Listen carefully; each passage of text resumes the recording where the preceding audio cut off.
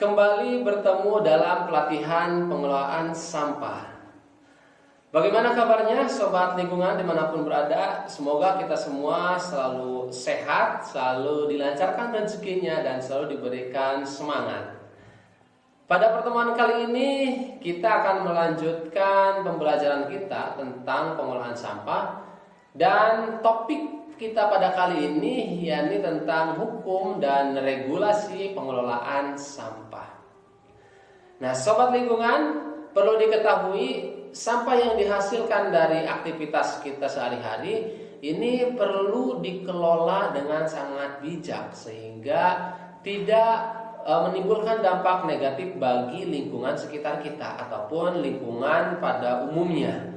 Nah, kemudian untuk menerapkan pengelolaan sampah yang aman bagi lingkungan ini memerlukan hukum dan regulasi agar berjalan dengan efektif dan sesuai dengan tujuan.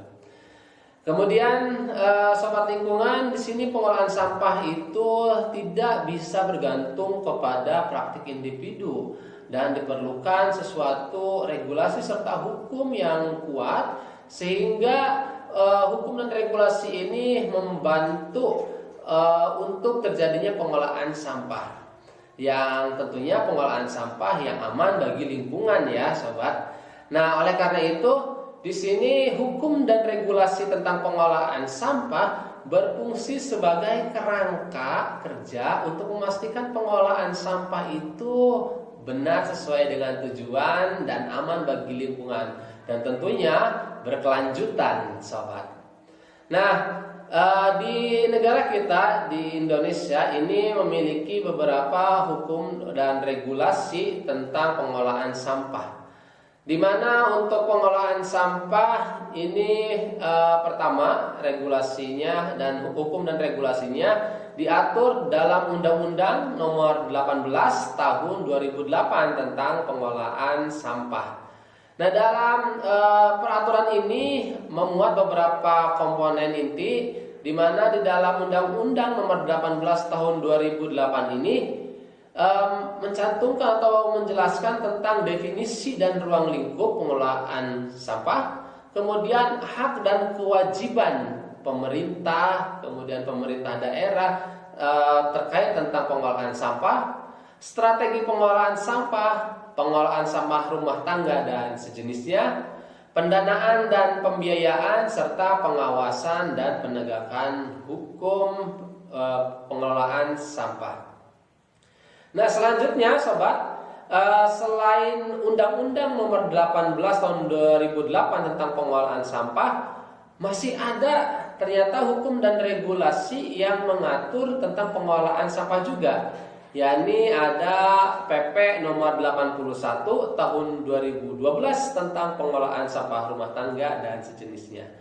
Nah, pada PP ini diatur beberapa hal. Pertama adalah klasifikasi sampah, pemilahan sampah, pengurangan sampah, pengangkutan sampah, pengolahan dan pemanfaatan sampah, serta tempat pembuangan akhir atau kita kenal dengan TPA.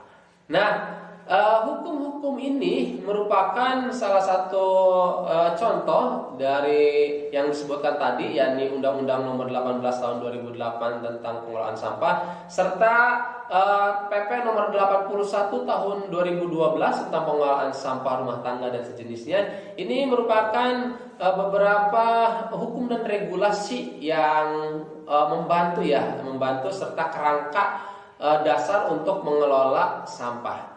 Nah, tentunya selain dari Undang-Undang Nomor 18 serta PP Nomor 81 yang tadi telah disebutkan, ini juga ada peraturan-peraturan lain seperti bisa jadi ada peraturan di daerah-daerah tertentu itu bisa disesuaikan dengan peraturan hukum dan regulasi di daerahnya masing-masing. Nah, sobat lingkungan, memang sangat penting sekali ya hukum dan regulasi ini, di mana hukum dan regulasi ini merupakan kerangka bagi kita terutama pengelola sampah agar menjadi acuan ya, menjadi acuan serta menjadi pedoman bagaimana pengelolaan sampah yang baik, yang aman bagi lingkungan serta berkelanjutan. Dan tentunya untuk menerapkan hukum-hukum bagi tindakan-tindakan pengelolaan sampah selanjutnya gitu. Nah, dalam menerapkan hukum dan regulasi ini tentunya kita gunakan agar pengelolaan sampah itu sesuai dengan tujuan, tetapi di dalam masyarakat ataupun di dalam implementasinya, penerapan hukum dan regulasi pengelolaan sampah ini masih memiliki tantangan, di mana tantangan pertama ini masih kurangnya kesadaran masyarakat, ya, kesadaran masyarakat untuk mengelola sampah, kemudian kesadaran masyarakat juga untuk memahami pentingnya regulasi dari hukum dan regulasi pengelolaan sampah tersebut. Nah, tantangan hukum dan regulasi pengelolaan sampah juga ketika di masyarakat ini masih memiliki tantangan yang selanjutnya, yakni infrastruktur, di mana infrastruktur ini biasanya kurang memadai, terutama di wilayah-wilayah ataupun di tempat-tempat yang terpencil. Nah, sehingga sampah menumpuk ya. Nah, akan tetapi dengan dengan gotong royong ataupun dengan regulasi yang tepat serta kesadaran masyarakat yang tinggi, nanti akan bisa diselesaikan untuk permasalahan ini. Dan ada tantangan yang ketiga di dalam penerapan dari hukum dan regulasi ini, yakni pengawasan. Nah, pengawasan yang kurang optimal biasanya kemudian akan menyebabkan hukum dan regulasi ini kurang dipahami dan diterapkan oleh masyarakat.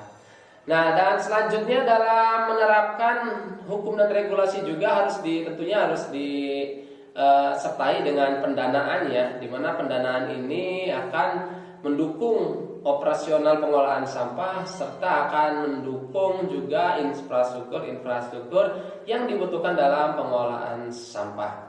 Nah, intinya sobat lingkungan semua, hukum dan regulasi tentang pengelolaan sampah ini diperlukan agar menjadi pedoman, agar menjadi kerangka, agar menjadi tuntunan bagi kita untuk mengelola sampah dengan bijak, sehingga sampah tersebut aman bagi lingkungan, tidak mencemari lingkungan, serta dilakukan dengan berkelanjutan. Itulah fungsi hukum dan regulasi. Adapun tantangan penerapan hukum dan regulasi pengelolaan sampah seperti kurangnya kesadaran masyarakat, mari kita bersama untuk mengatasi tantangan ini. yakni bisa dengan cara kampanye ataupun bisa juga dengan cara yang menarik dan unik, karena untuk zaman sekarang meningkatkan kesadaran masyarakat itu banyak sekali caranya ya.